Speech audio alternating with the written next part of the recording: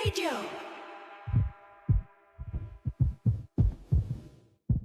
Itago niyo na lamang po ako sa pangalang Celine. 50 anyos na ako sa kasalukuyan.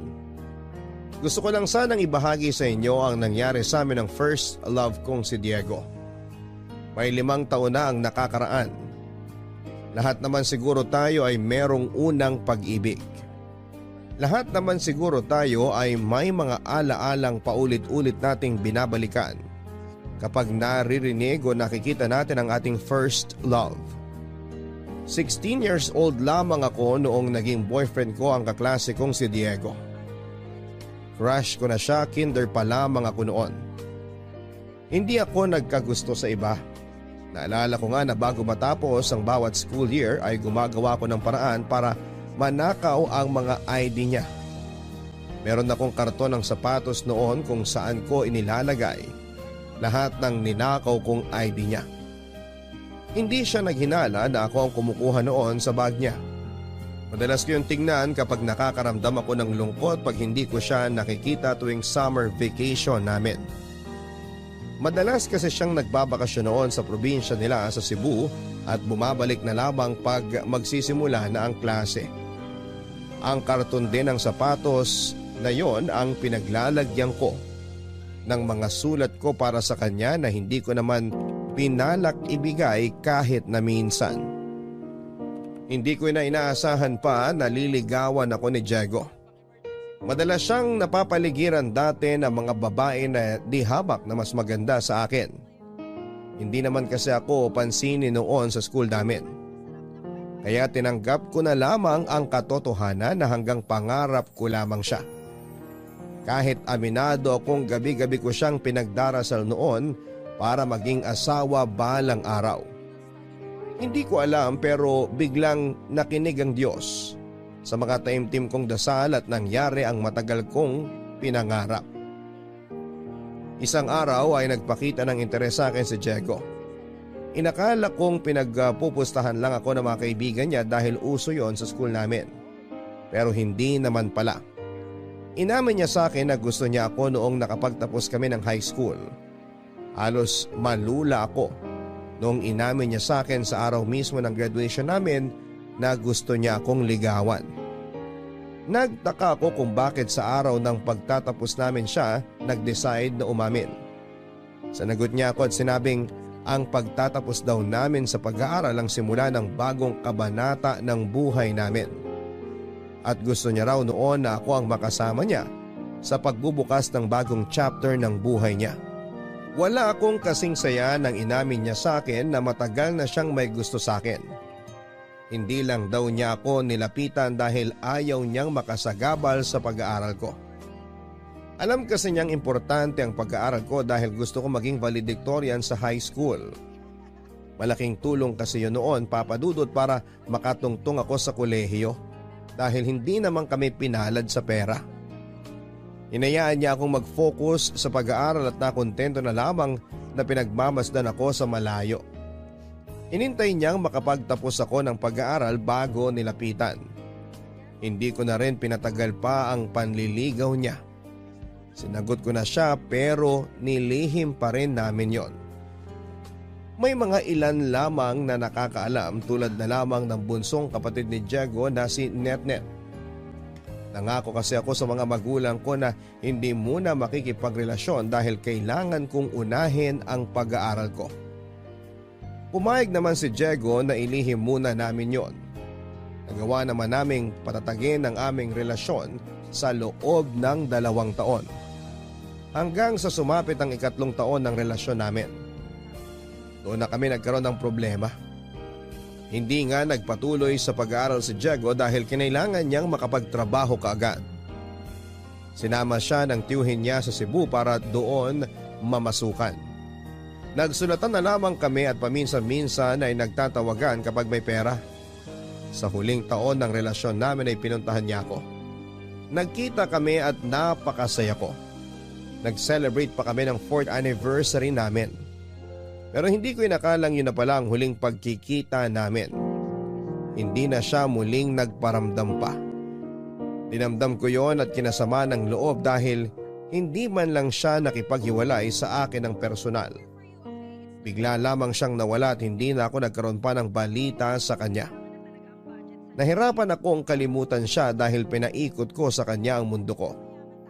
Hindi ko na maalala kung kailan ako noon totoong nakamove on sa kanya.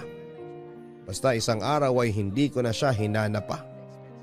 Basta isang araw, hindi na masakit. Isang araw ay natanggap ko na lamang ang lahat at nakahanap muli ng pag-ibig sa katauhan ng aming kababatang si Ramon. Sa kanya ko ibinuhos lahat ng pag-ibig na sinayang ni Diego.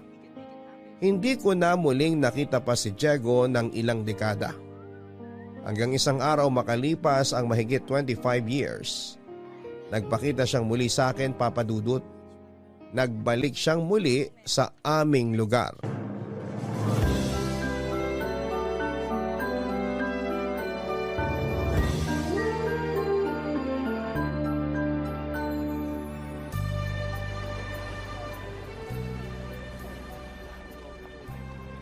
Celine?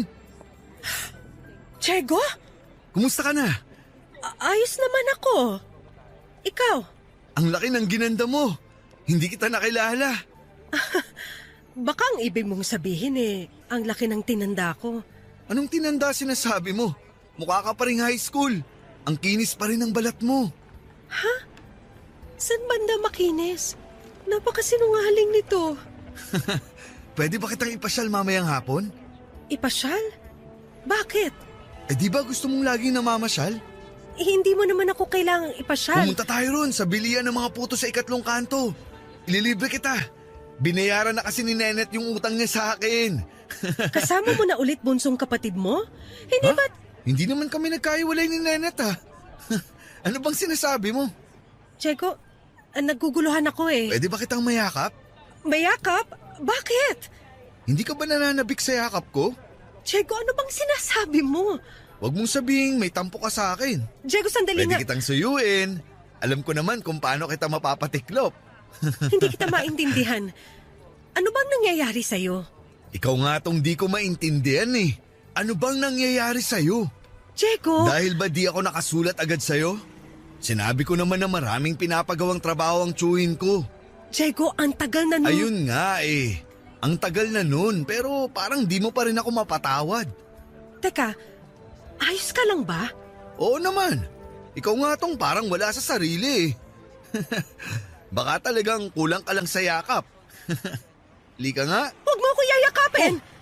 Hindi ba't gustong-gusto mo ang yakap ko? Lagi mong sinasabi yan sa akin. Ngayong bumalik na ako, kahit hanggang gabi, yayakapin kita. Diego, utang na loob, huwag mo akong yayakapin. Nakakaya sa mga nakakakita. Bakit mo naman ako ikakaya sa mga tao? Inobyo mo ako. Nobyo? Mukhang nagtatampo ka pa nga sa akin. Sabi ko naman sa'yo isang yakap lang. Mawawala na lahat ng tampo mo. Halika dito para... Huwag mo akong hawakan! Sisigaw ako! Celine, hindi kita maintindihan. Bakit ka ba nagkakaganyan? Ikaw ang bakit ganyan? Ang tagal mo nawala, tapos gusto mo makipagyakapan sa akin? Ano bang problema mo? Alam ko matagal ako nawala dahil sa tsuhin ko. Matagal nang patay ang Ate tsuhin. Celine! Ate Celine! Nenet? Sabi ko na't lalapitan ka na naman ni Kuya Diego Itong si Kuya talaga Hindi na naman nakapagpigil. Nenet, ano ba nangyayari? Nenet, bunso, kailangan muna namin mag-usap ng Ate Celine mo. Umasok ka muna sa bahay. Sabihin mo kay nanay na nagpapahangin lang ako. Naku, Kuya Diego, kailangan din naming mag-usap nitong nobya mo Nobya? Nenet, ano bang... Ate Celine, may kailangan kang malaman kay Kuya Diego.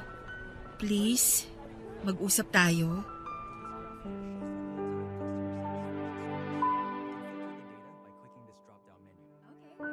Si Ninette ang bunso at nag-iisang kapatid ni Diego at 5 taon ang tanda namin ni Diego sa kanya.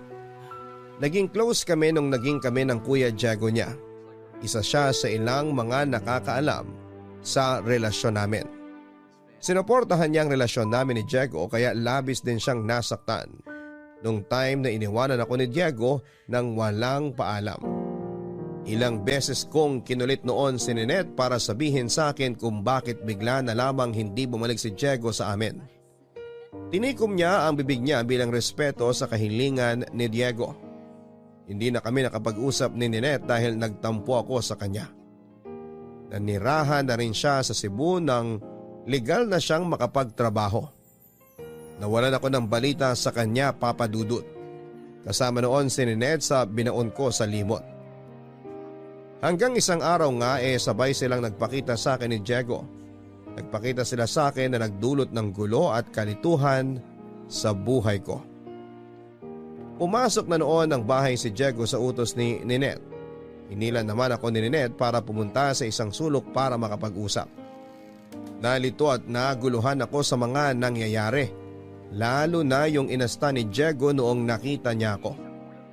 Kinausap ako ni Ninette at doon sinabi sa akin ang lahat.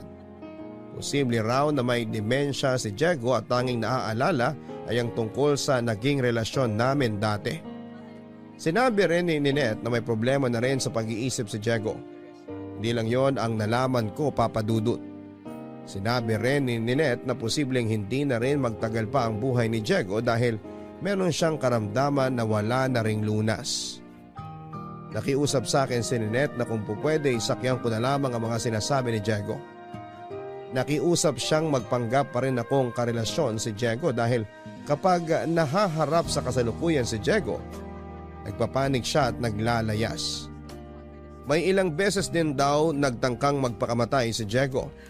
Hindi pa kayang iproseso noon ng utak at katawan ni Diego ang kasalukuyan kaya hinayaan siya ni Ninette na mamuhay sa nakaraan. Hindi ko nun alam kung ano ang gagawin. Kaya naman kinausap ko ang asawa kong si Ramon para magpasaklolo.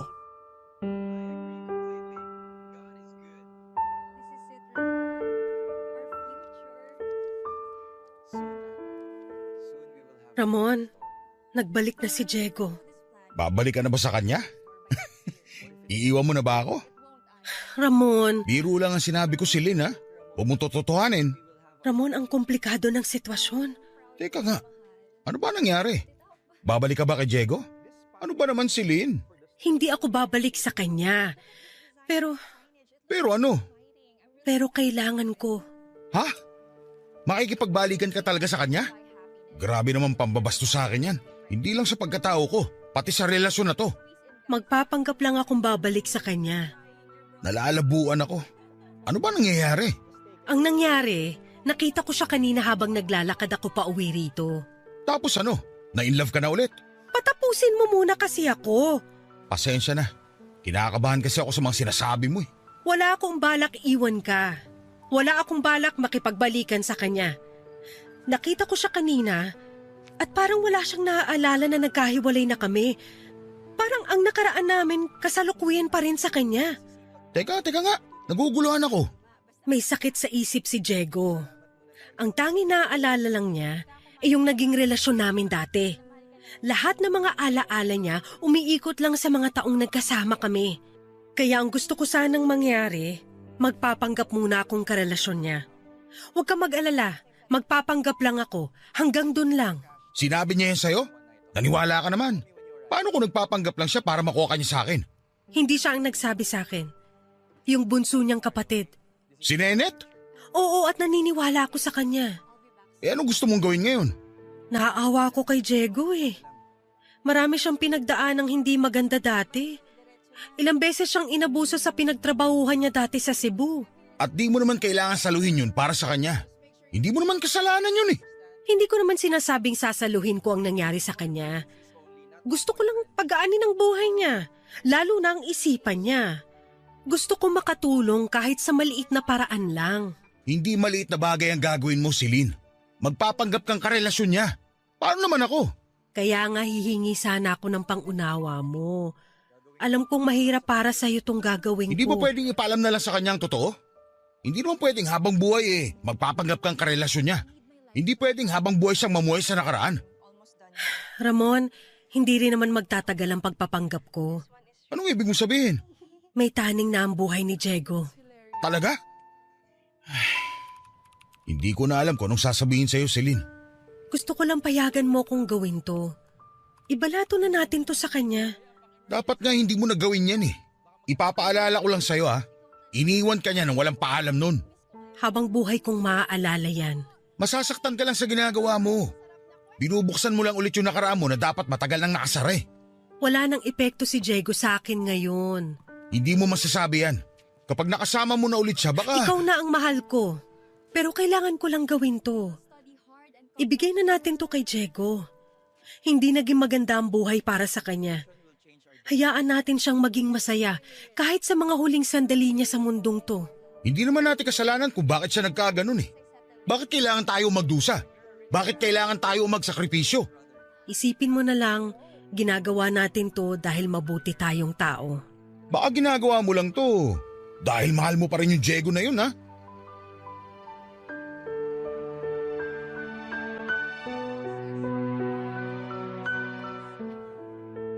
Hindi ko na mahal si Diego, yun ang sigurado ako noon. Ilang beses kong kinumbinse si Ramon para pumayag siya sa plano namin ni Net. Natagalan pero pumayag din naman siya, Papa Dudut, dahil na-realize ni Ramon na kailangan ni Diego ng tulong at pangunawa. Natakot lang si Ramon dahil alam niyang malaki ang naging parte ni Diego sa buhay ko. Sinabi nga niya na paano ba raw niya mahihigitan ang unang taong nagpakilala sa akin sa pag-ibig. Kinumbinso ko naman siyang nakaraan na si Diego at wala nang dahilan para bumalik ako sa kanya.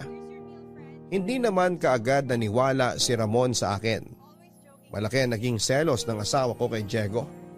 Nasaksihan kasi niya kung paano ko minahal si Diego, Papa Dudut. Magkababata kami noon ni Ramon at dati pa lamang ay may gusto na siya sa akin pero nakatingin kasi ako madalas kay Diego. Kaya hindi ko pinansin si Ramon. Nagtiyaga at nakontento na lamang si Ramon na maging kaibigan ko. Noong time na iniwan ako ni Diego ay si Ramon ang nagtiyagang makinig sa mga malulungkot kong kwento.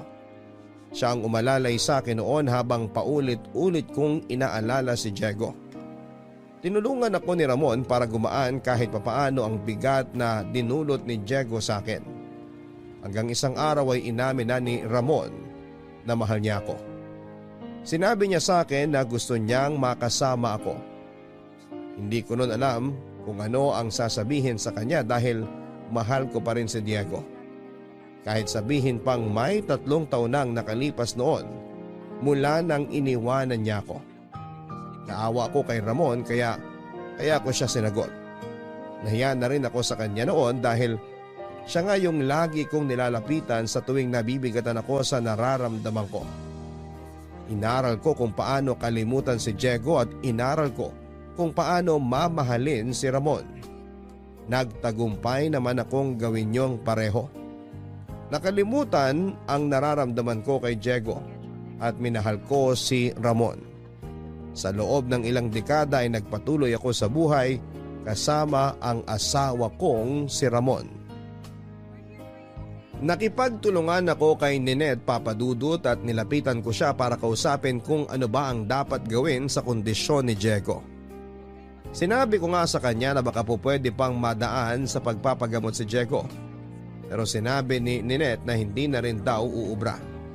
Wala rin kasing pera noon sina Diego at Ninette kaya hindi nila makayanan kahit bumili ng gamot. Naawa naman ako at kahit gusto kong tumulong ay hindi ko magawa dahil parehas din kaming kapos sa pera. Kaya ang tanging na itulong ko na lamang ay ang magpanggap na maging karelasyon ni Diego. Pinalikan ko ang lahat ng alaalang meron kami at hindi yon maganda sa pakiramdam. May mga alaala kasi na nakasaling sa puso ko, lalo na noong time na iniwanan niya ako.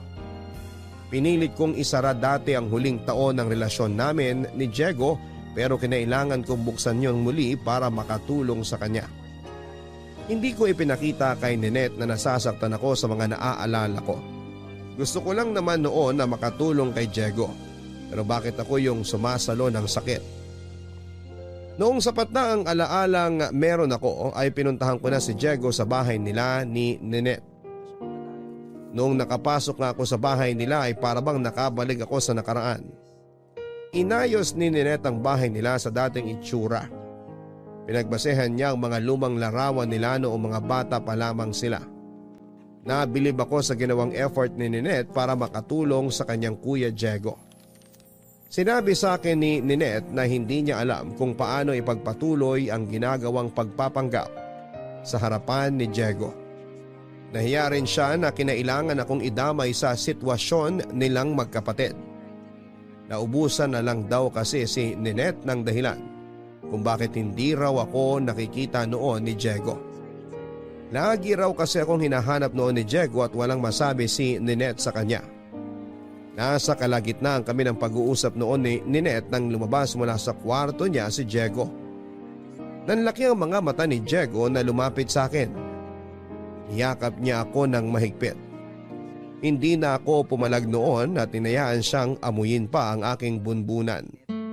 Noong nakontento na si Diego, ay saka siya kumala sa pagkakayakap sa akin.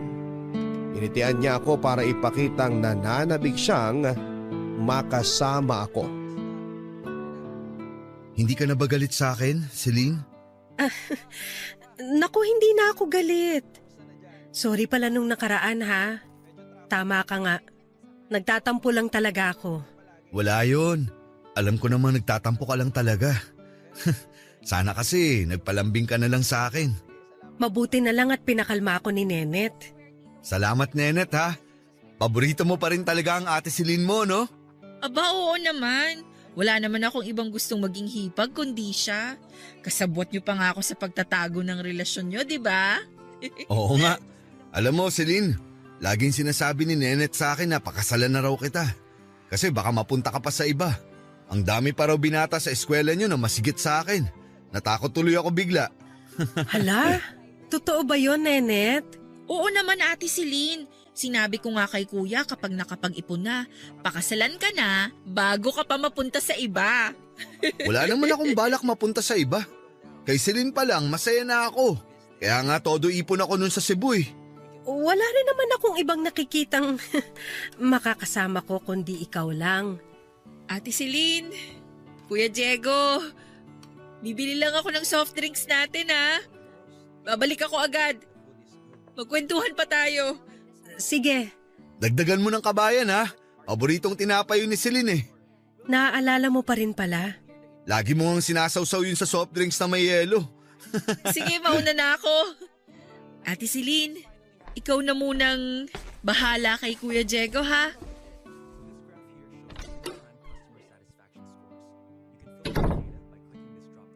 Kumusta ka naman, mahal ko? Ayos lang naman. Ang tipid mo namang sumagot. Baka naman may tampo ka pa rin sa akin. Wala na, mahal ko. Hindi na ako nagtatampo. Medyo napagod lang kasi ako kanina. Napagod ka siguro sa pag-aaral mo, no? Oo. Sa pag-aaral. Ang dami kasing pinapagawa ng mga guro namin eh. Nakakapagod. Kumusta naman ang mga grado mo? Scholar ka pa rin ba ni Mayor? Hindi na. Ha? Bakit? Paano ang pag-aaral mo?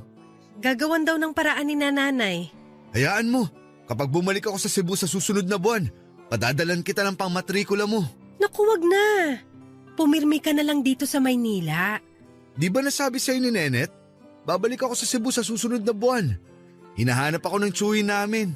Meron daw mas malaking trabaho na ibibigay sa akin sa Cebu pagbalik ko. Kaya kampante ako na makakatulong ako sa'yo sa pag-aaral mo. Hindi na kailangan. Ipunin mo na lang ang kikitain mo sa Cebu para makabili ka ng mga bagong pantalon. Di ba sabi mo sa akin dati, gusto mo na makapagsuot ng maong? Oo nga eh. Sa tagal ko sa Cebu, isang maong na pantalon pa lang ang nabibili ko. Lahat kasi napupunta kay nanay. Kaya nga, kapag bumalik ka sa Cebu, unahin mo makabili ng mga pantalon mo. Iba't ibang klase ng pantalon ha. Para iba yung para sa pagsisimba, para sa pamamasyal, at syempre dapat iba yung pangpasko. Mas gusto ko mapunta ang pera ko sa pag-aaral mo. Alam kong pangarap mo maging maestra. Lagi mo nga yung kinikwento sa akin sa mga sulat mo eh. Diego, Lagi kong binibida sa mga katrabaho ko noon na magiging magaling kang maestra balang araw. salamat Diego. Kaya gawin mo ang lahat para makapagtapos ka sa kolehiyo. Suportado kita. Hindi mo kailangan maging scholar ni Mayor. Akong bahala sa'yo. Talaga ba? Kahit hindi ako makaipon para sa pagtanda ko, makita ko lang na makuha mo ang pangarap mo. Ayos na ako.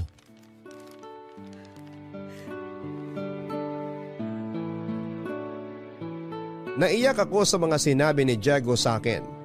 Hindi pa rin niya nakalimutan ang mga pangarap ko. Masakit sa akin na balikan yon dahil gusto ko na sanang kalimutan ang naging pangarap kong maging maestra o maging guro. Papadudot, natanggal ako bilang scholar ni Mayor dahil napabayaan ko ang mga grado ko. Napabayaan ko dahil sa huling taon ng pag-aaral ko ay saka naman ako iniwanan ni Diego. Nawalan ako ng direksyon sa buhay dahil sa lungkot na idinulot ng pagkawala ni Diego. Hindi ako pumapasok noon sa school dahil mas pinili kong tumambay sa mga paborito naming lugar para alalahanin ang masasayang sandali namin ni Diego. Ginamit ko rin ang perang baon ko para ipangtawag sa kanya. Hindi niya ako kinausap noon at tanging ang tiyuhin niya lamang ang humingi ng pasensya sa pag-iwas ni Diego sa akin. Papadudot, hindi ko na tinuloy pang mag-aral dahil nawala na ako ng gana lalo't wala na rin namang pag-asa na makapasa ako. Nagalit ang mga magulang ko sa ginawa ko pero wala silang nagawa para bumalik ako sa pag-aaral. Nagtrabaho na lamang ako bilang assistant ng isang kindergarten teacher para may pangtustos ako sa sarili ko. Hindi naging maganda ang epekto ng pagkaiwan sa akin ni Diego. Maraming bagay akong sinukuha noon lalo na ang pangarap ko. Sinukuhan ko na ring mabuhay noong naramdaman kong hindi na siya babalik pa sa akin. At dala ng sobrang lungkot ay nakunan ako, Papadudot. Walang nakakaalam na nabuntis ako ni Diego sa huling beses na nagkasama kami. Binala kong sabihin yon sa kanya ng personal pero hindi na niya ako hinarapa. Hindi nga niya sinagot ang mga tawag ko. Hindi nalaman ng magulang ko ang tungkol sa pagbubuntis ko dahil iniipit ko ang tiyan ko noon. Bukod pa doon ay umalis na rin ako sa poder ng magulang ko para tumira na malapit sa napasukan kong trabaho. Hindi ko naalagaan ang pagbubuntis ko dahil masyado akong na-stress sa pakikipagbalikan kay Diego. Hindi ako nagpa-check up, hindi ako kumain noon ng masustansyang pagkain at hindi rin ako nakatulog ng maayos. Yun ang dahilan para bumigay ang sanggol na nasa sinapupunan ko. Naging doble tuloy ang sakit sa akin dahil nawala na nga si Diego. Nawala pa ang anak ko, Papadudot. Lahat ng mga alaalang ito ay nagbalik sa akin dahil sa nakipaglapit akong muli kay Diego. Hindi ko na noon alam kung kaya ko pa nga bang ipagpatuloy yon, lalo't ako ang nasasaktan sa mga nangyayari. Kanina ka pa rito sa labas ng bahay natin ah. Nagpapahangin lang. May electric fan naman tayo sa loob ng bahay. Mas malakas ang hangin nun. May problema ba, Celine? Ramon, gusto ko nang tumigil sa pagpapanggap kay Diego. Akala ko ba gusto mong makatulong sa kanya? Natutulungan ko nga siya pero paano naman ako? Sinong tutulong sa akin oras na kapitan ako ng lungkot? Pwede mo nang ihinto kung hindi mo na kaya. Sana ganun kadali. Nakukonsensya naman ako kung bigla ko na lang tong ihihinto. Parang iniwan ko siya sa Eric kung ganun. Ganun din naman ang ginawa niya sa'yo dati. Hindi naman porket ginawa niya sa akin, gagawin ko na rin sa kanya. Ikaw kung… Ramon! Hala, anong ginagawa ni Diego rito? Hindi ko alam. Celine, anong ginagawa mo rito sa bahay ni Ramon? Saka ikaw, Ramon, kanina pa ako kumakaway pero di mo naman ako pinapansin. Pasensya na, Diego. Alam mo naman may kalabuan ang mga mata ko. Grade 3 pa lang tayo, malabo na ang mata mo. Kaya lagi kang pinapaupo sa harapan ng klase eh. Lagi ka tuloy na uutusan ni Ma'am Cruz na magbura ng blackboard. Ano palang ginagawa mo rito, Celine? Di mo agad nasagot yung tanong ko kanina. May ano pinapakuha si nanay na mga… Pinapakuha nung nanay ni Celine yung mga pinatahin nilang kortina kay inang ko. Ganun ba? Celine, sana pala sinabi mo sa akin na pupunta ka rin rito kay Ramon. Para nagsabay na tayo. Biglaan kasi yung utos ni nanay. Ikaw, bakit ka ba pumunta rito kina Ramon? Aayain ko sana siyang tumaya sa video karera dun sa kabilang kanto. May mga barya kasi ako rito eh. Naku, hindi ako pwede, Diego eh. Sabado kasi ngayon kaya… Sabado pala ngayon. Oo pala. Kailangan mo palang samahan sina inang at amang mo sa palengke, no? Oo eh. Kailangan ko samahan si Inang para bumili ng tela para sa mga in-order sa aming kurtina.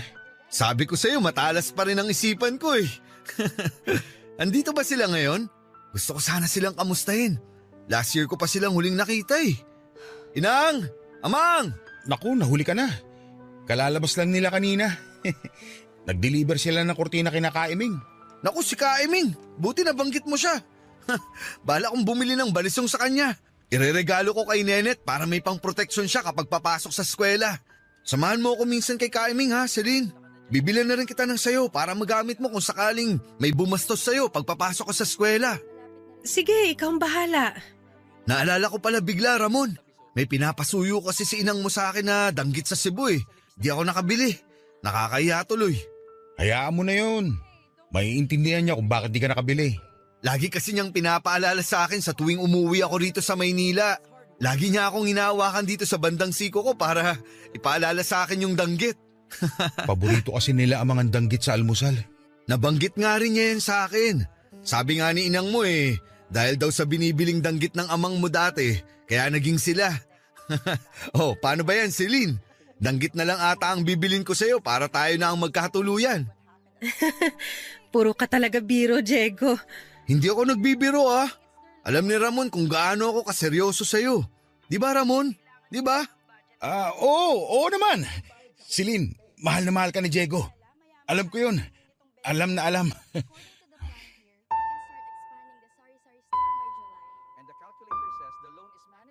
Hindi lang ako ang nanumbalik ang sakit dahil sa pagkalimot ni Diego. Pati si Ramon ay nadamay na rin, Papa Dudut. Nahirapan si Ramon kapag pinag-uusapan noon ng mga magulang niya.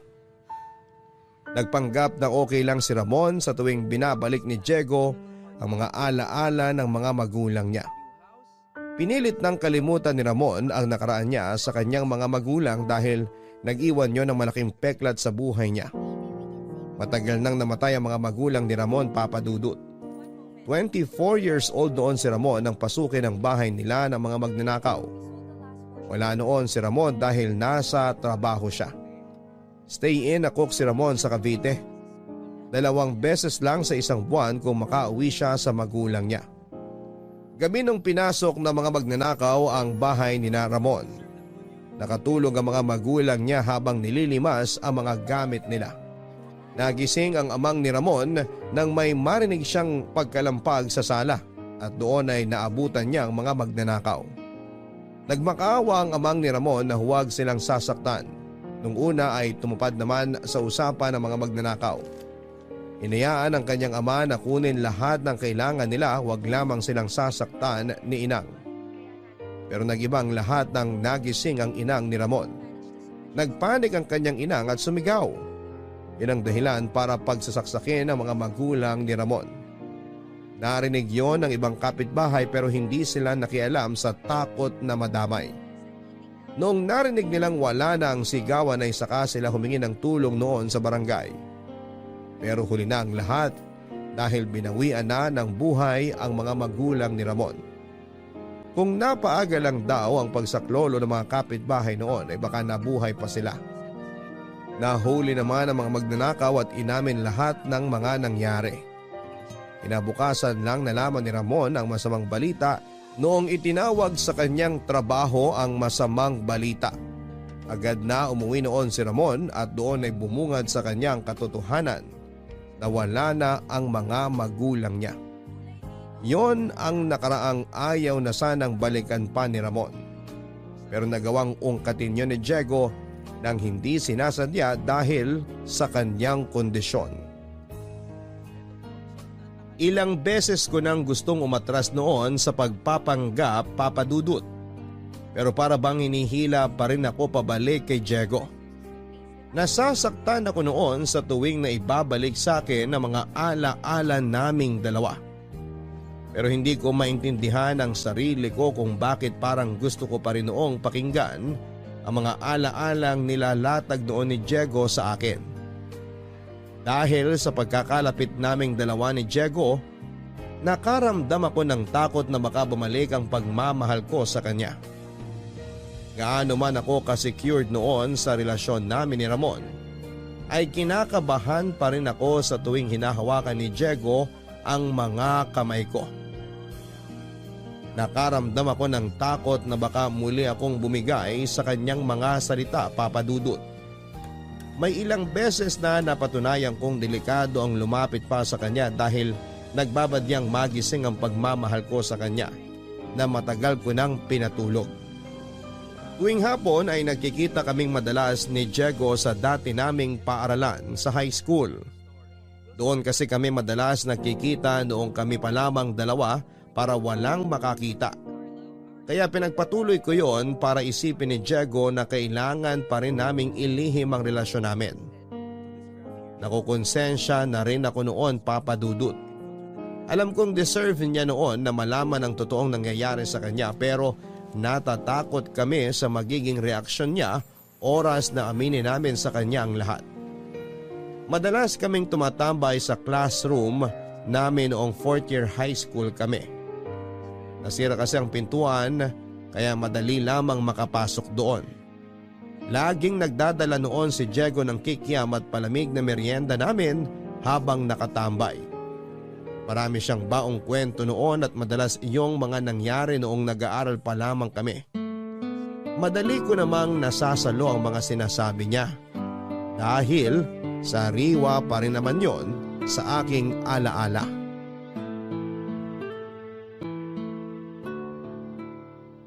Hindi na ako halos magkasya sa upuan na to. Ang laki ng tinaba ko.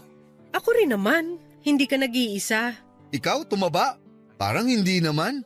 Ikaw, hanggang ngayon hindi mo pa rin matanggal yung pagiging bolero mo. Nagsasabi lang naman ako ng totoo. Nung high school nga tayo marami kang nabolang babae. Pinuri ko lang sila. Pero umasa sila na liligawan mo. Di ko na kasalanan yun. Gusto ko lang purihin sila pero wala akong balak makipagrelasyon. Hindi ko nga sila niligawan eh. Bakit nga ulit? Alam mo naman kung bakit. Sinabi ko sa sarili ko na wala akong ibang liligawan kundi ikaw lang. Bola na naman yan. Ikaw lang naman talaga ang niligawan ko ah. Kahit tanong mo pa kay Ramon. O sige, naniniwala na ako. Celine, may aaminin pala ako sa'yo. Ano yon? Huwag kang magagalit ha. Kinakabahan naman ako. Ano ba yan? Naalala mo ba nung 3rd year high school tayo? Di ba nawala yung Filipino notebook mo? Oo nga. Ang alam ko may humiram nun tapos hindi na binalik sa akin. O nakalimutan lang ibalik. Hindi ko na alam.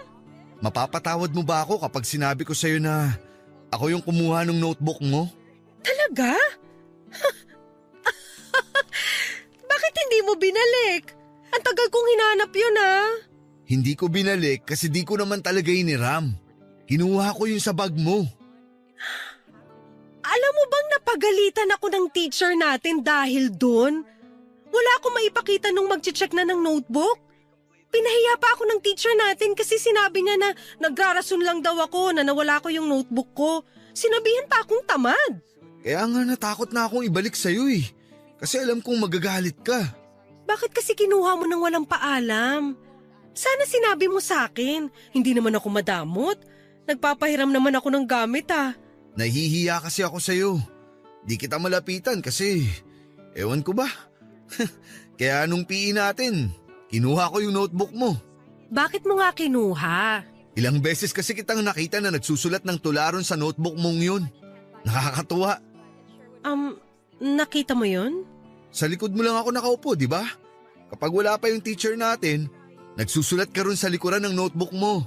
May nabasa akong ginawa mong tula tungkol sa bulaklak ng lotus. Pwede mo bang ipaalala kung ano yung tulang nagawa ko ron? Di ko na maalala yung eksaktong mga nakasulat ha. Basta sabi mo, kahit masadlak man sa putikan, babangon ka pa rin maganda at walang bahid ng dumi. Basta parang ganun. Di ko na maalala eh. Naaalala ko na yan. Nakahiligan kong gumawa ng tula dati. Pero wala namang pumapansin. Gusto nila sa school na mag-excel lang ako sa math at science. Alam mo, sa totoo lang, yung notebook na yon ang nakakaalam ng gusto ko at iba kong kakayahan. Sorry kung ninakaw ko ha. Babalik ko rin naman sana eh. Gusto ko lang namang mabasa yung mga tula mo. Pakiramdam ko, dun kita makikilala ng maayos. Nagustuhan mo ba? Para sa akin, dapat mailagay sa libro mga tula mong yun. Magaling ka, Celine. Kaya nga nahulog ako sa'yo eh. Nasa na pala yung notebook kong yon? Dinala ko yun sa Cebu nung bakasyon. Paulit-ulit kong binabasa yung mga tula mo.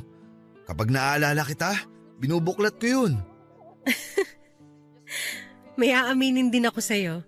Ano yun? Ninakaw ko lahat ng mga ID mo nung nag-aaral pa lang tayo. Alam ko. Ha? Alam mo? Nagtataka ako kung bakit laging nawawala yung ID ko bago matapos yung school year. Parang sinasadya. Tapos nahuli kita nung grade 5 pa lang tayo. Bakit di mo sinabi? Kasi gusto kong ipagpatuloy mo lang yung ginagawa mo. Ewan ko pero nakakakilig eh. Nakakahiya naman. Ayos lang yun. Kaya nga lagi kong nilalagay sa harap ng bulsa ng bag ko yung ID ko. Para pagkatapos ng school year, madali mo yung makukuha. Sinasadya mo pala yun. Akala ko naman wala ka talagang pakialam. Para di ka na mahirapang magalungkat pa ng bag ko. Grabe naman. Mula nung nahuli kitang kinukuha ang ID ko, dun ko naisip na magandang kwento yun sa mga magiging anak natin. Bahala kong ikwento sa kanila na patay na patay yung nanay nila sa akin. Mga anak? Ay, Celine, kaya mo bang tuparin yung pangarap ko? Papayag ka bang pakasalan ako? Papayag ka bang bumuo tayo ng pamilya? Diego, Pakasalan mo ako. Pangako ko sa'yo, gagawin ko ang lahat maging kontento ka lang sa piling ko. Diego, Celine, pakiusap. hindi pwede. Sorry.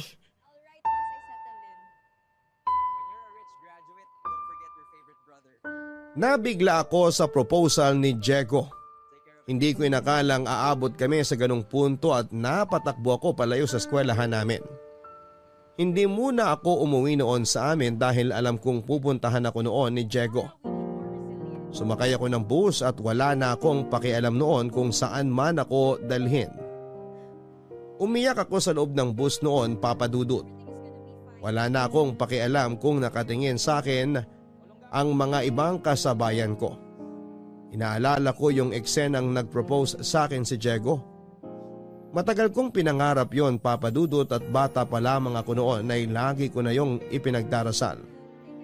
Nakailang sabit na ako ng sampagita sa batok ng mga santo sa bahay para mapagbigyan nila ako sa natatanging hiling ko, pero hindi yon nangyari. Iniwan ako ni Diego nang walang paalam kaya naging masakit sa akin na bitawan ang kahilingan kong yon. May mga oras noon na sinisisi ko ang Diyos dahil hindi niya ako pinagbigyan maging masaya sa piling ni Diego. Lalo na noong nakunan ako sa anak naming dalawa. Tinalikuran ko noon ang paniniwala ko sa konsepto ng pag-ibig kahit pa nga naging kami na ni Ramon. Papa Dudut, hindi kami kinasal ni Ramon. Totoo namang minahal ko siya pero dala ng takot sa nangyari sa amin ni Diego ay hindi na ako naniwala sa usapang kasal. Nagsama na lamang kami ni Ramon. Ilang beses ngang napahiya si Ramon sa tuwing nagpo-propose siya sa akin sa harapan ng maraming tao. Laging hindi ang nagiging sagot ko sa bawat tanong niya kung gusto ko ba siyang pakasalan. Ilang beses namin yung pinag-awayan. Sinabi niya na pakiramdam niya dahil mahal ko pa rin daw si Diego, pero hindi yon ang katotohanan. Masyado lamang ako nasaktan sa mga nangyari sa amin ni Diego kaya nawala na ako ng tiwala sa kasal. Hindi na rin kami nagkaanak pa ni Ramon dahil after kong makunan ay nagpa siya akong magpa-ligate. Hindi yun nalaman ni Ramon kaya nakukonsensya ako noon kapag umaasa siyang makakabuo kami. Hanggang isang araw ay tinanggap na lamang niya na hindi na siya magkakaroon pa ng tsansang maging ama, Papa Dudut. Masyado akong dinurog ng nangyari sa amin ni Diego. Nadamay pa si Ramon at nasasaktan ako doon. Mahal ko ang asawa kong si Ramon pero masyado lamang akong pinangibabawan ng galit at sakit kaya hindi ko yon mabuhos sa kanya ng todo.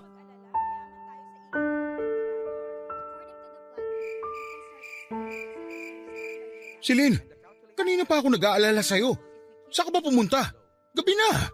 Hindi ko alam kung saan ako nakarating. Basta sumakay lang ako ng bus tapos, ayun, hindi ko alam. Hindi mo sinagot ang mga tawag ko. Kala ko kung ano na nangyari sa'yo. Ayos lang ako. Kailangan ko lang makapag-isip-isip. Ano ba nangyari? Ilang beses dumaan dito si Diego. Hinahanap ka. Nagpapatulong na hanapin ka. Nag-propose si Diego sa akin kanina. Oh, tapos? Tumanggi ako. Na dapat lang naman. Hindi ko na alam yung mararamdaman ko, Ramon. Tahan na. Kanina, ang dami naming pinag-usapan tungkol sa nakaraan. Masaya namang alaala yung mga yon, pero ang sakit ng balikan. Bakit ang sakit balikan? Bakit? Kasi minsan naging masaya ka sa mga alaalang yun. Kasi minsan, hindi mo inakalang matatapos yun. Ramon, wala na akong dapat maramdaman para kay Diego eh. Dapat awa na lang, di ba? Yun naman ang usapan, di ba? Mahal mo pa rin ba siya? Hindi ko alam. Kailangan alamin mo. Ramon, Mahal kita. Ano man ang maging desisyon mo, basta tatandaan mo lang na mahal kita. Ramon. Halika rito. Yakapin mo ako. Nakakatakot ang nangyayari sa'yo. Baka sakaling makatulong kapag niyakap mo ako. Mahal na mahal kita, Ramon, pero... Anong ibig sabihin nito? Diego! Kulang na lang maghalikan kayong dalawa. Magpapaliwanag ako! Magpaliwanag ka talaga, Celine. Huwag mo siya sigawan! Bakit? Sino ka ba para utusan ako? Kaibigan ka lang namin ni Celine. Diego, pakiusap! Alam mo, Ramon, matagal ko nang alam na may gusto ka kay Celine. Hindi kita pagbabawalan doon. Hindi kita sisisihin sa nararamdaman mo. Pero yung salisihan ako, hindi tama yon. Hindi mo alam ang sinasabi mo! Ramon, wag mo na siyang patulan. Sabihin mo nga sa akin, Celine. Kaya ba tumanggi kang pakasalan ako? Dahil ba to kay Ramon? Sabihin mo! Diego! Sabihin mo! Mahal kita, Celine. Wala akong ibang minahal kundi ikaw. Tiniis ko malayo sa'yo para mabigyan ka ng magandang buhay kasi alam ko kailangan mo yon. Diego!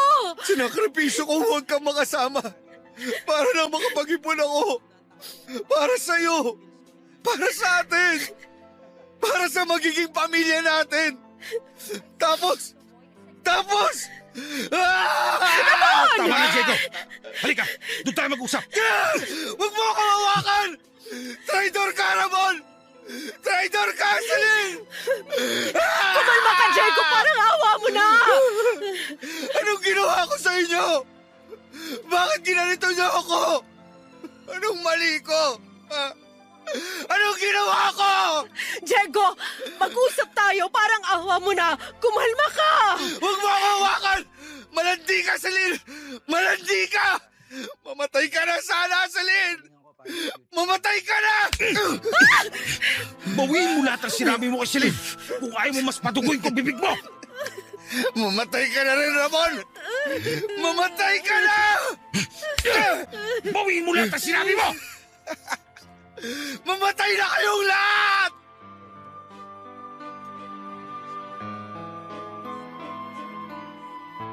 Inawat ko si Ramon sa pangbubugbog niya kay Diego.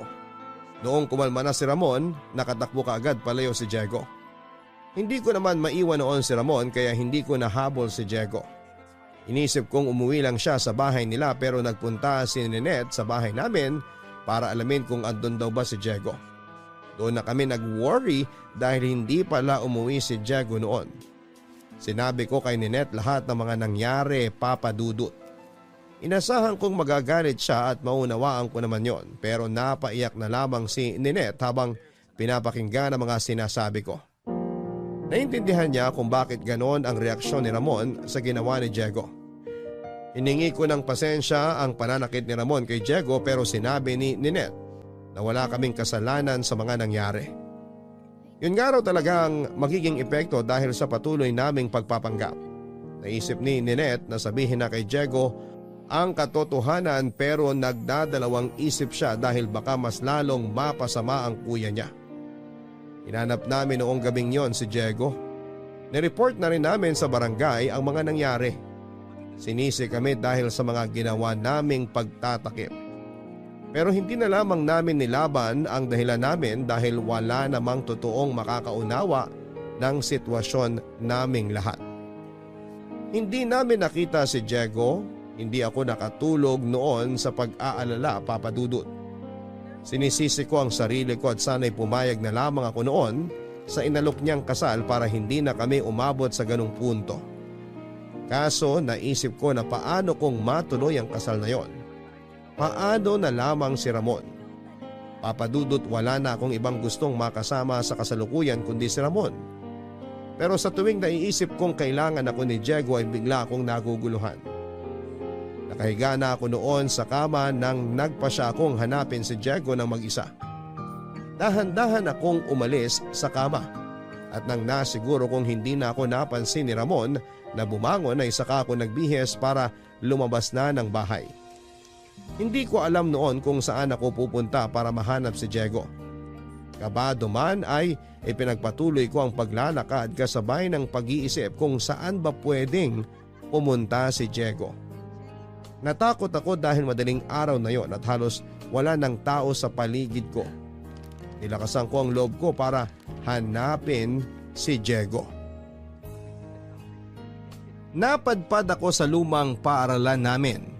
Sinubukan ko siyang tignan kung andun ba siya sa classroom namin pero wala.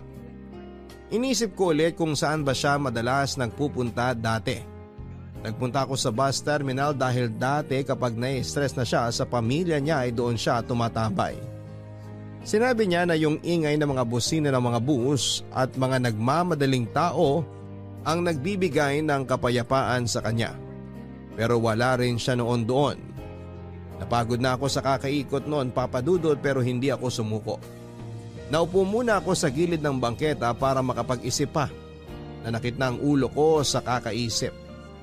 Nanakit din ang puso ko habang binabalikan ang mga lugar na posible niyang pinuntahan.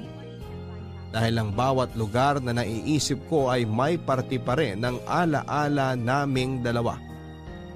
Naiyak na lamang ako kasi ayoko na sanang balikan pa yon dahil masakit sa damdamin. Pero kailangan kong gawin para mahanap si Diego. Hanggang sa biglang pumasok sa isipan ko ang isang lugar na posibleng pinuntahan niya noon. Inayos ko ang sarili ko at pinunasan ang mga luha sa mga pisngi ko. Umara ako ng taxi at nagpahatid sa lugar na alam kong andun siya. Nagpababa ako sa isang bakanting lote. Masukal na yun noon dahil pinamahaya ng mga damong ligaw na ilang dekada na. Malayo pa lang ako sa lote ay natanaw ko na ang taong hinahanap ko. Si Diego. Nakatalikod siya sa akin at nakaharap sa loteng yon. Ramdam ko noon ang nasa damdamin niya. Nagdalawang isip ako kung lalapitan ko na nga ba siya at handa na ba siyang malaman ang sagot sa mga tanong kung bakit bakante noon ang loteng yon. Huminga ako ng malalim at saka dahan-dahan ko siyang nilapitan. Hindi niya kaagad ako napansin na nasa likuran na niya ako. Nanginig ang kamay kong hinawakan ng balat niya. Doon pa lamang niya ako napansin, Papa Dudut. Basang-basa ang mukha niya noon dahil sa luha at pawis. Nanikip ang dibdib kong makita siya sa ganong sitwasyon. Naiyak na rin ako at napasabay siya sa pag-iyak ko.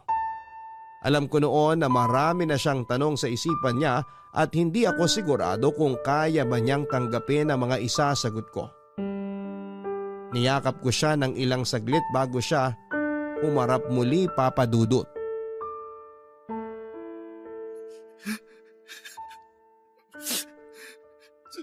Celine, ano na bang nangyayari? Diego! Pumunta ako rito para makita ang chapel. Pero bakit wala? Andito lang yun nung nakaraang buwan, di ba? Alam ko andito pa yun eh. Diego, mabuti pa umuwi na tayo. Bakit ang bilis nilang giniba yung chapel?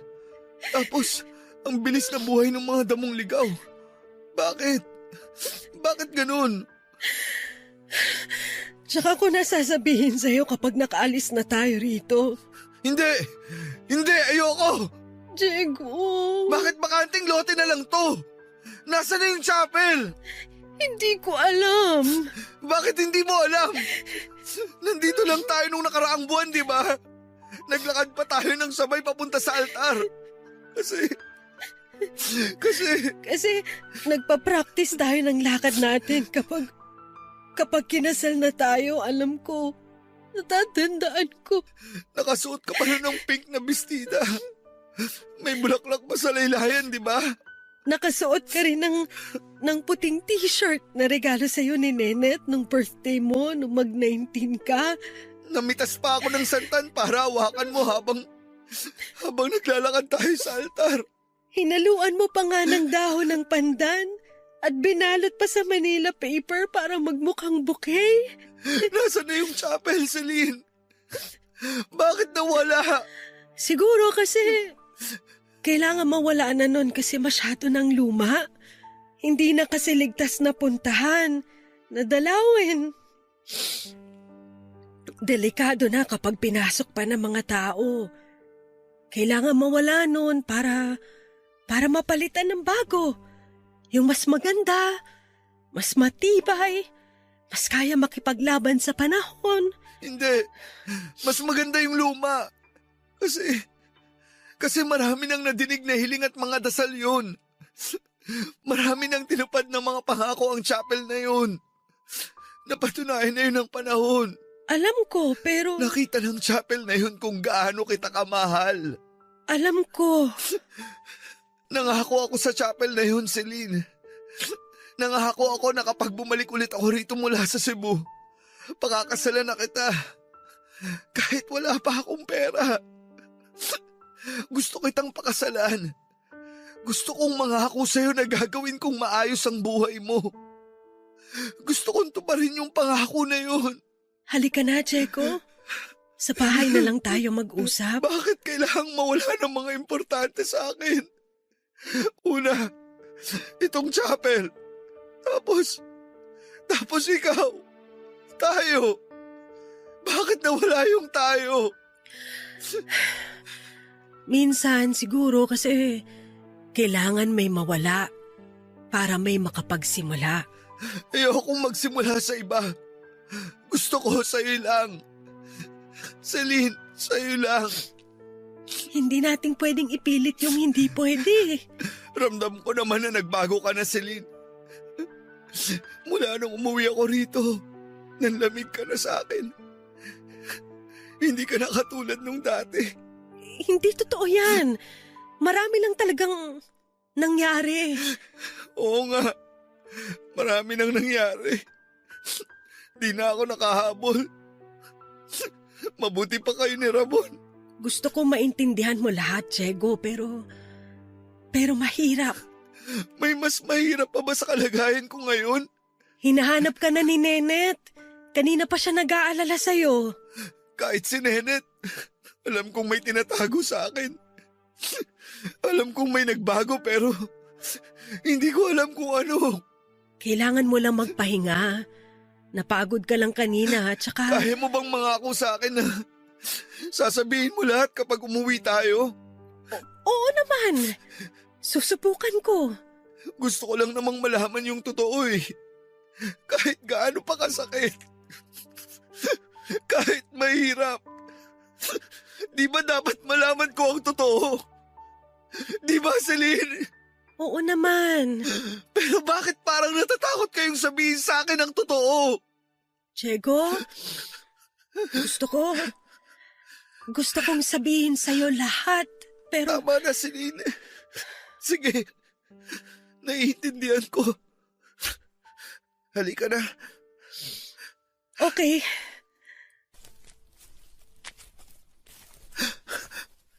Celine, Bakit? nahihilo ako. Konting lakad na lang makakasakay na tayo. Diego! Diyos ko! Diego! Gumising ka! Parang awa mo na, Diego! Tulong! Diego! Diego, please! Gumising ka! Diego! Tulungan niyo kami! Tulong!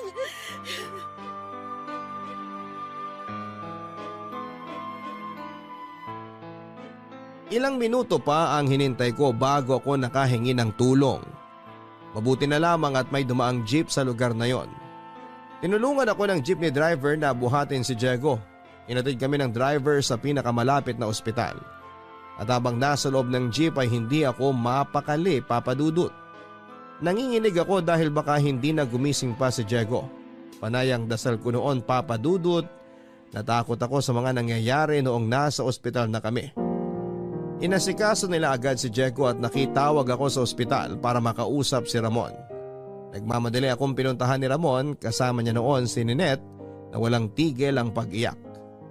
Sinisi ko ang sarili ko dahil hindi ko natansya ang sitwasyon namin ni Diego. Sinabi kong lahat kina Ninette at Ramon ang mga nangyari. Pinaliwanag ko sa kanila na nagpanik si Diego dahil hindi niya nakita ang lumang chapel. Ilang dekada nang mula nang ginaba ang chapel na yon dahil sa sunog. Nangyari yon ilang buwan after akong iwan ni Diego.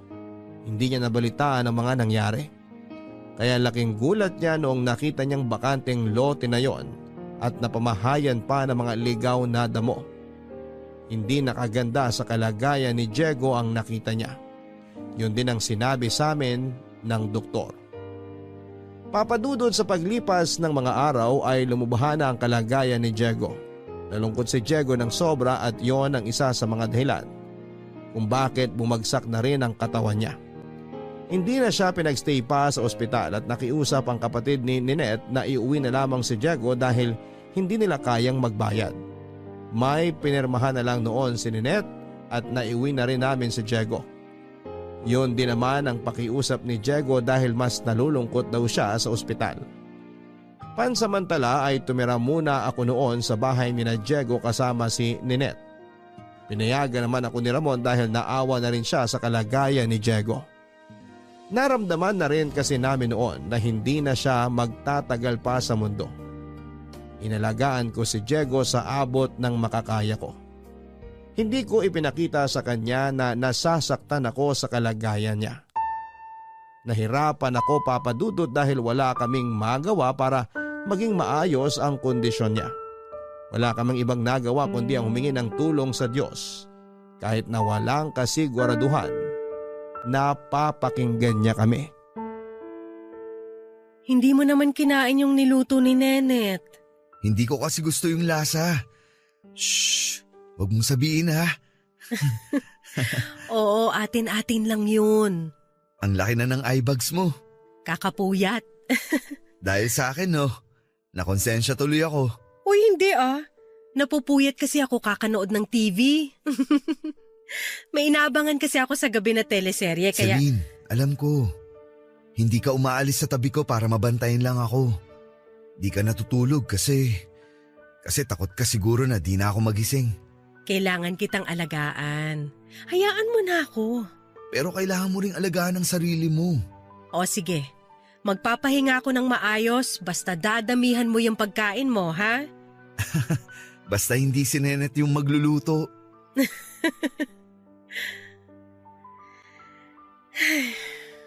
Celine? Napatawad mo na ba ako? Para saan? Sa pag-iwan sa'yo nun. Wala yun. Ayos lang naman kung hindi. Kasalanan ko naman. Hayaan mo na nga yun. Hindi mo alam kung ilang beses akong natuksong tawagan ka. Balikan ka. Pero hindi mo ginawa. Kasi naduwag ako. Parang di ko kayang harapin ka. Ayokong makitang galit ka sa akin. Ayokong maramdaman na namumuhi ka sa akin. Nasaktan ako noon, Diego. Oo, yun ang totoo. Pero ayoko nang mabuhay sa galit. Kaya pinatawad na kita. Kung di lang ako nagpasindak sa nanay mo. Anong ibig mong sabihin? Huwag mong sasabihin sa kanya ha. Oo naman. Kinausap ako ng nanay mo. Pinuntahan niya ako rito sa bahay. Alam na pala nila ng tatay mo na may relasyon tayo. Nung pinuntahan ka ni nanay, inaway ka ba niya? Hindi naman. At kung aawahin man niya ako, ayos lang. Alam kong pinoprotektahan ka lang niya dahil nanay siya. Gusto lang niya yung makakabuti para sa'yo. Diego, anong sinabi sa'yo ni nanay? Pinapalayo niya ako sa'yo. Huling taon mo na kasi sa kolehiyo. Alam niyang makakasagabal kung nasa tabi mo ako. Hindi naman totoo yun eh. Ikaw pa nga tong naging inspirasyon ko para pagbutihin ko ang pag-aaral ko. Pero di kasi yung nakita ng nanay mo. Hindi ko alam na ganyan pala ang nangyari. Sana nalaman ko para… Gusto kong sabihin sa'yo yung totoo. Nalalayo ako kasi ayoko makasira sa pag-aaral mo. Ayoko sanang lumayo, Celine. Pero sa tuwing nagkukwento ka sa akin tungkol sa pangarap mong maging teacher, nadudurog ako. Paano kung ako pala yung hadlang sa pangarap mo? Bakit hindi mo ko pinaglaban? Kasi gusto kong ipaglaban mo yung pangarap mo. Ang unfair naman nun, Diego. Hindi mo man lang ako kinausap. Hindi mo man lang sinabi sa akin yung totoo. Akala ko ba importante na magsabi ng totoo? Yung totoo? Wala naman talagang may gustong malaman yung totoo. Yun ang totoo. Huwag mo akong paikutin. Nasaktan ako sa ginawa mo. Hindi mo ako binigyan ng tsansa na ipaglaban ka, na ipaglaban tayo. Hinayaan mo ako mag-isa. Halos mabaliw ako noon kakaisip kung saan ako nagkamali para iwan mo na lang ako ng ganun-ganun lang. Kaya nga nagsisisi ako eh. Kung alam mo lang kung ilang beses kong gustong hablutin yung telepono para kausapin ka sa tuwing tumatawag ka. Pero di ko magawa. Hinintay kita. Sumulat ako sa'yo araw-araw. Mas marami pa akong sinulat sa'yo kaysa sa sinulat ko sa mga notebook ko sa eskwela. Pinagsisihan kong iniwan kita sa ere. Nasira ang loob ko noon. Hindi ko na alam yung ginagawa ko. Para rin naman sa'yo yun. Para sa pangarap mo. Nawala yung pangarap ko mula nung iniwan mo ko. Celine. Pinabayaan ko ang pag-aaral ko. Kasi alam mo kung ano yung totoo? Ikaw yung totoong pangarap ko. Ikaw yung matagal kong pinagdasal. Bata pa lang tayo, alam kong ikaw na yung gusto kong makasama sa pagtanda. Pero anong ginawa mo, Diego? Sinira mo ang pangarap kong yon. Patawad, Celine. Kaya nga ako bumalik ngayon. Kasi gusto ko… Wala ka nang babalikan, Diego! Alam ko. Kaya lang naman ako bumalik para sabihin sa'yo lahat. Para maisara mo na yung libro nating dalawa.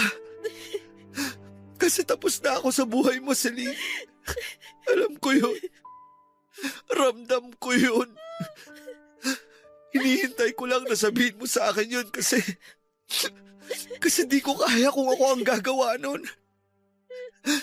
Salamat. Sana napalaya mo na ako. Sana napalaya mo na tayo.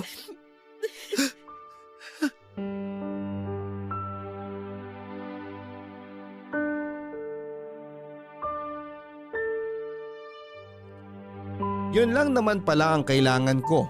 Ang makausap noon si Diego para maisara ko na ang lungkot sa puso ko.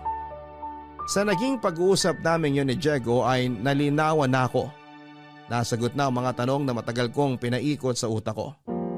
Naliwanagan na ako at handa na akong isara ang libro naming dalawa at pinatawad ko si Diego Papadudut. Nakaramdam siya ng ginhawa at kapayapaan nang makuha niya ang kapatawaran na matagal na niyang gustong makuha mula sa akin. Pareho pala kaming hindi pinatatahimik noon ng aming mga nakaraan. Nabigyan ng closure ang lahat sa pag-uusap naming yon.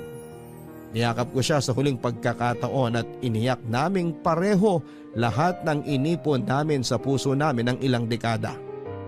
Nakalaya na rin kaming pareho sa wakas, Papa Dudut. Doon ko naramdaman na handa na ako magsimula ulit ng walang galit at kahit na anong pangamba sa puso ko. Makalipas lamang ang 2 linggo ay binawian na ng buhay si Diego.